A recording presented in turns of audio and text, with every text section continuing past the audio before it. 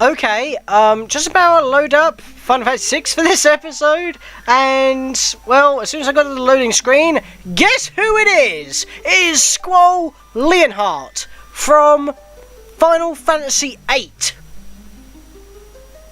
Makes absolutely no sense, does it? But yes, that is a chibi version of Squall.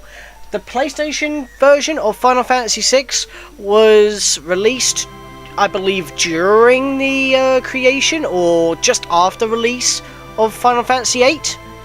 It was the Super Nintendo game of Final Fantasy VI was re-released for the PlayStation 1.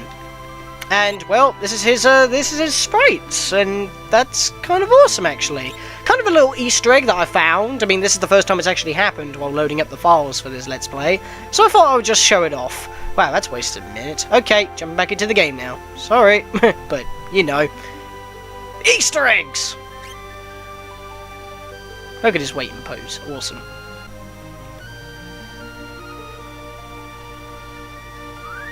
And now that that's out of the way, hi guys, welcome. Scatlink here, and we're off for more Final Fantasy VI. Sorry for the split episode once again. I don't try to do that. I hate doing it, because it really gets annoying when I have to say in the next episode, because I think of it as a full one even though it isn't. So, in the next episode, for the Let's Play, and not for what I recorded initially, Gerard is apparently Edgar. He joined our team, optimised himself without permission with my items that I just grabbed, and we beat the tentacles, freeing Figaro Castle out of its limbo in the tunnel. And, well, then I found out he stole my crystal helm, the mug. So I gave him the regal crown and got it back. Anyway, in this episode, we're going to continue, because there's not really much else to do. In fact, we need to go to Figaro Castle and go underground to the next area.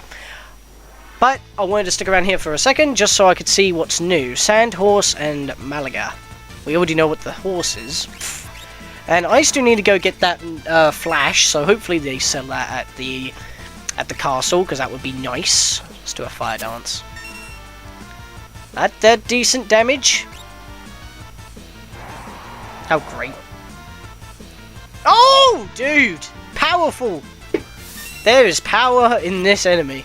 I wonder if Strago could learn that. Here we go, talk about Strago again, because we can't get him. Oh, the Drainer looks so awesome. I swear that's the item, I swear that's the weapon that Terra uses in most of her concept art. Because it does look like it. The sprite does look similar to the sword.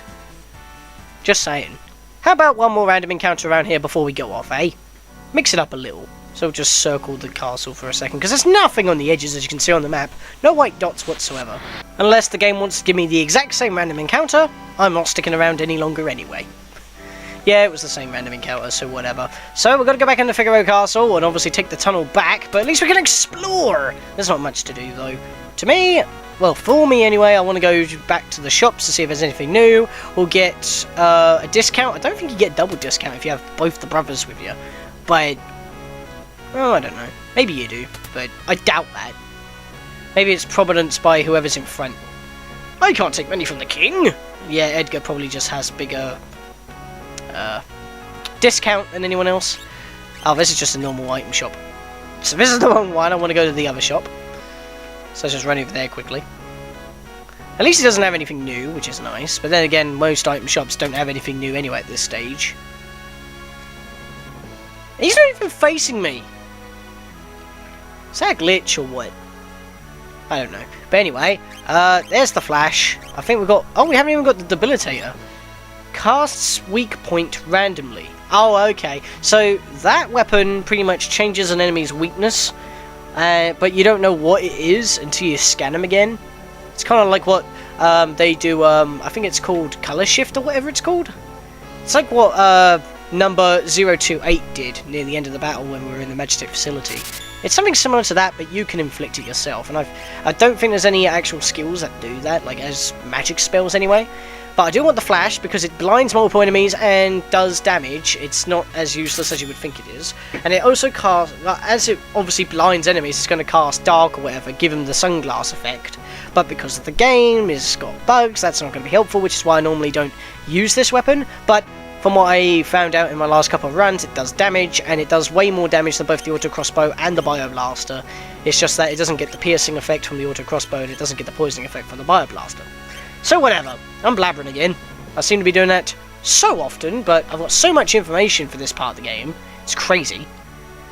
So now I want to go talk to the operator of the submerge mode.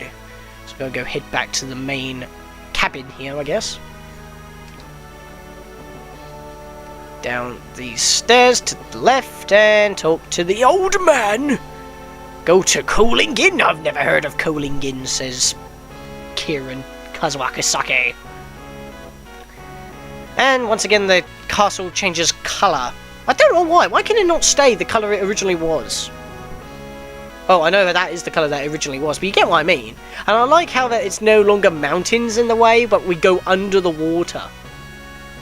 But then again, the water's risen so high, it may be over the mountains, but that wouldn't make sense, because we're on land. Maybe the land's floating. Who knows? But we resurface on the opposite side, as per usual. It's like the entire cavern that it goes through hasn't even changed over the passing of a year. So I don't know. So yeah, not much progress being making right now. Finger-ringing castle. Anyway, get through the door. Not much happening, but we can now move over to Colosseum, because that's where we got to go to. And, like I said, the castle changes colour. I don't get it. But there's also that house that we saw that said, war brings good things for everybody. It's like the best time to make money, so I have to check that place out as well. But not right now. We got probably more random encounters. Yep, Boggy. And it's a preemptive strike. Awesome sauce. Let's try out the Flash. Let's give him Flash! Power! Savior of the universe! I think that's how it goes, anyway. Flame dance your faces! All the Sabins dancing around. They're on fire. And you're not dead. But that's a lot of good damage. Nah, do another Flash. Always with the Flashes. Pretty good.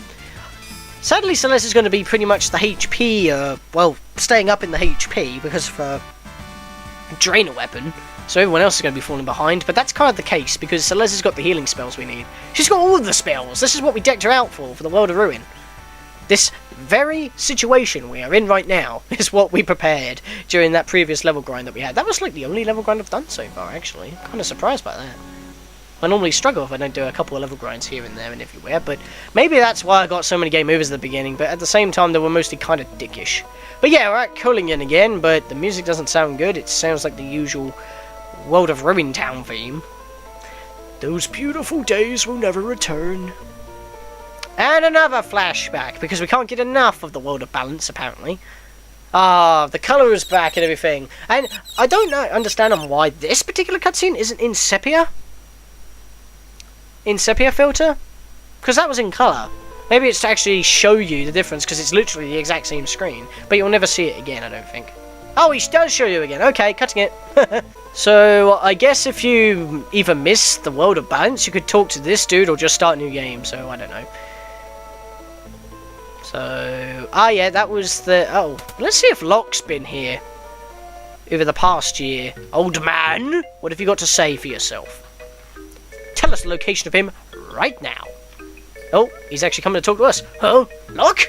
He must be searching the world over for that fabled treasure. Find the treasure and you'll find Locke. Interesting, but then again he's a treasure hunter, so what do you expect? Well, that's what he likes to be called anyway. We can't even check Rachel because we're not Locke, so we don't even get a little dialogue. So what fabled treasure could he be possibly looking for? I mean, we already got a few hints that he was looking for one, but now he's straight after it because he just couldn't find, well, any members of the party. Maybe. I don't know. Maybe we'll find someone here. But we'll never know, so... I don't know. I don't know if I'm going to go for the... actually, yeah, I will go shopping in this episode. Don't step there, give the seedlings a chance. Oh, dear. Yeah, they're trying to grow stuff in this dying world. It's as if the plants have lost their will to live. We planted some seeds, but nothing's growing. Personally, I'm getting sick of this despair now, to be honest. There's still some people with vision, even in this world. Like my brother up north. So his brother was the person who was talking about whatever? Did I already talk to that woman? I can't remember already. What's in here? Just exploring, because that's what we do. It's what you always do when you enter a new building. Is there an elixir? No, there isn't. I probably already had it. So that was completely pointless, just like before. So what's the point of that house even existing? Oh, really? Chop down stumps getting in my way. You can tell because they're the same as, like, the bottoms of the trees. Did I already talk to you? There's a real mean guy fighting at the Colosseum. Seems he's looking for a weapon called the Striker. Who likes killing things with weapons? That could be an interesting tidbit. Narsh is filled up with monsters. I don't have any place to go home to. Narsh must have been overrun by monsters as well. Let's go check at the inn and pub. Or cafe, as it's supposed to be. 200 per night. Nah, I'm already healed. And hello! Setsu's just chilling. Lucky find? Probably because he's a gambler. Anyway. Hope. That's all he says. This world's already on the heap. Hello? Hello? Setsa, you're alive? Come along with us. We are after Kefka. Whew. I don't know if I have it in me anymore. What are you saying? I'm just a gambler. I just want to be left alone. This world is too chaotic for me. What's worse, I've lost my wings. Yeah, that massive outbreak of explosions on the blackjack split everybody up for a year. But before the world collapsed, you fought with all your heart. You were absolutely fearless. That was then. We can never have that world back. You want to live in this world as it is? No? Then do something about it. Yeah, you tell him, Celez. Kick him back in high gear. Get what I'm saying? Alright, you win. I'm starting to feel lucky. Cue the awesome airship music. Thanks, I needed that. Now, let's go visit Daryl's tomb.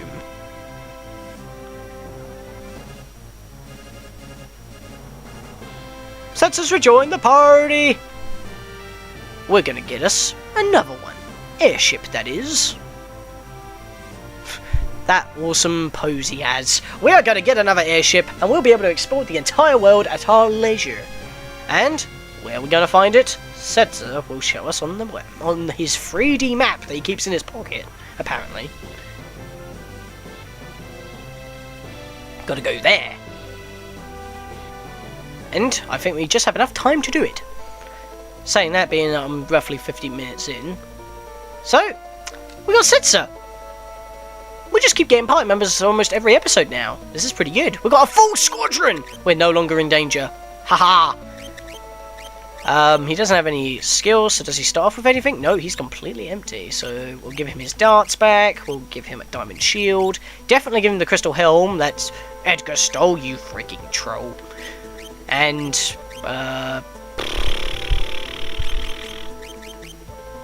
guy gear for now. We'll see what new stuff we can give him.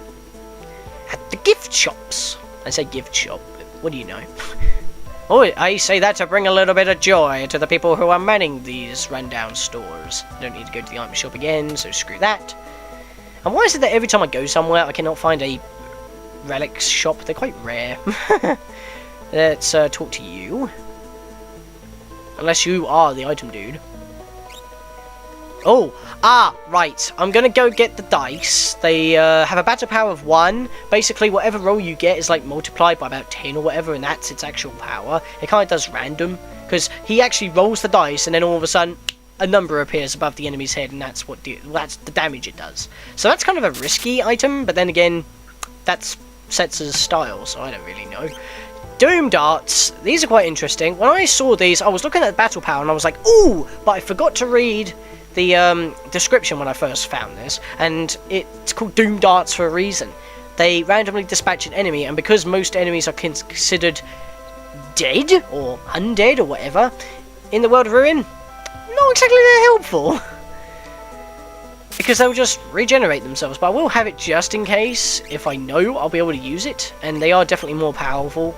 But I don't know. There's an enhancer that we can actually buy here, which is nice. But we've also got a gold lance that is actually good for our king.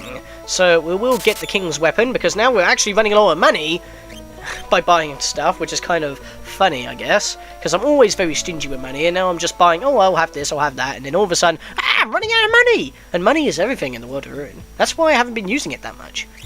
You've seen the prices. Have you seen the prices? I kid you not. Okay, I think I want to get not a diamond vest, but diamond armor for Setzer. I know it's more expensive than the diamond vest. Wait, how big? 65.70. That is a sizable difference. But it's like 3,000 GP difference. Oh, whatever, I have the money, I'll do it. Plus, I'll get another one for... Actually... Yeah, I'll get another one for Celeste, why the hell not? There we go, now I'm out of money. I've got no money left. Where's my money gone? All that money that we've built up. I started this episode with 60,000 and now I've got like nothing. My wallet is empty. This is the magic armor in Twilight Princess all over again. I'm making a lot of references to that as well. Bloody hell. First, let's play. What am I doing? I want to go here. Give you the diamond armor. You didn't really need it, to be honest. Whoops. Okay, whatever. Mystery Veil, you can still keep that. Yeah, you're done pretty much, actually. Yeah, you want the gold lance. Somehow that's powerful than a enhancer, but whatever. I'll probably give you the diamond vest, actually, because we're going to give you the diamond armor. Actually, you're weaker. Oh, but it's going to do the same regardless, so whatever. And I think I am almost done here. I do not want to give him that, because that's not going to be helpful. I could try the dice. You know what? I'll give the dice a go. If not, I can change him back later. It's not like it's end-all, be-all. And I'm going to see if I can sell some shit. Get some money back. I think I might sell the gold armors, because I don't need them now. Because they're getting kind of outclassed by the diamond armor, and they're cheaper. So, let's have a look here. There's some gold shields. I'll get rid of the mithril shields. We don't need them anymore. Get rid of the heavy shields, definitely. I can buy more when I need them. Keep the gold shields for now, because I haven't really got any other good-ish shields at the moment. Get rid of the gold helmet. Headband. I've got 3 of those. Get rid of 2. Okay, whatever. That was weird. The music... I don't know. The sound just kind of dropped in volume for some reason. Oh, now I know why. There we go. Sorry about that, had technical issues. Okay, back in. Get rid of the gold armor.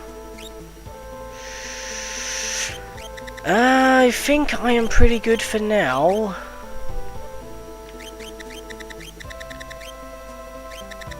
Yeah, I'm good for now. So I got a little bit of money back. So if I do need to buy any extra provisions, I have the money for it. I'll do a reorganize of my items later. Sorry, spending a lot of time in bloody menus again. It happens. It's an RPG. It's got to be done. Can't really cut it out, because then you'll be like, oh, what'd you get? What'd you get? What'd you get? And it'll be so complicated for me to actually explain. So I want to go up north quickly, because I want to show what's going on up here. Because you remember that man that we got the hero ring from? Here's the dice. Oh.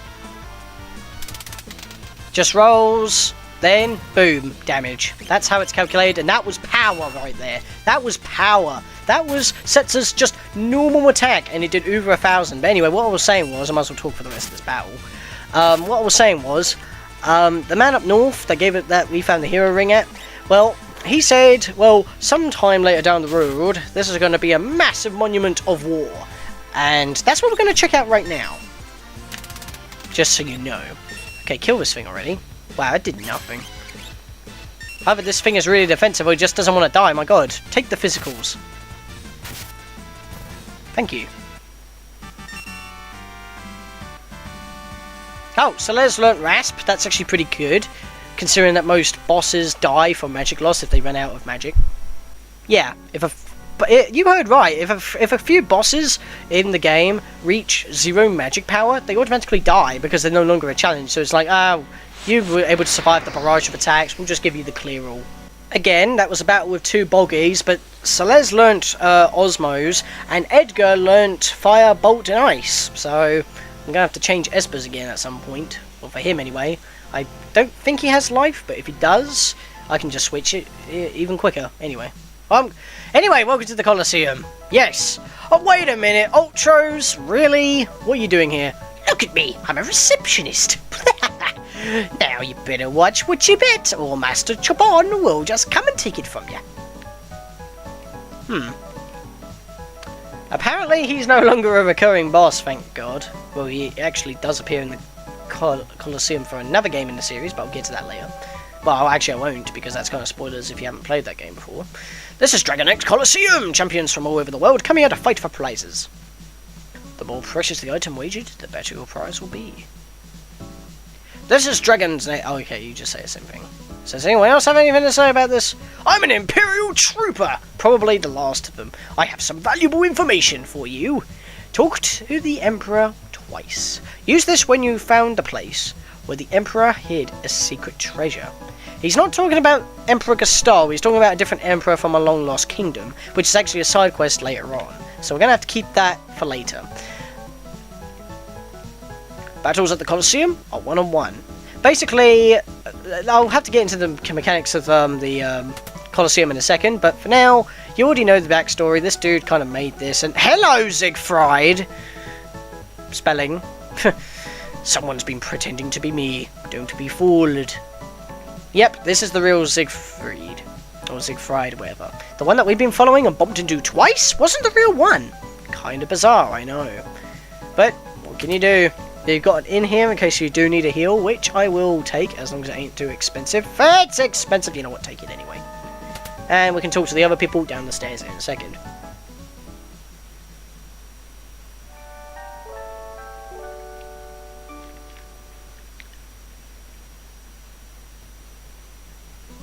At least the music is really going down on it, because it's always been drab, and now it's like do-do-do-do-do-do-do-do.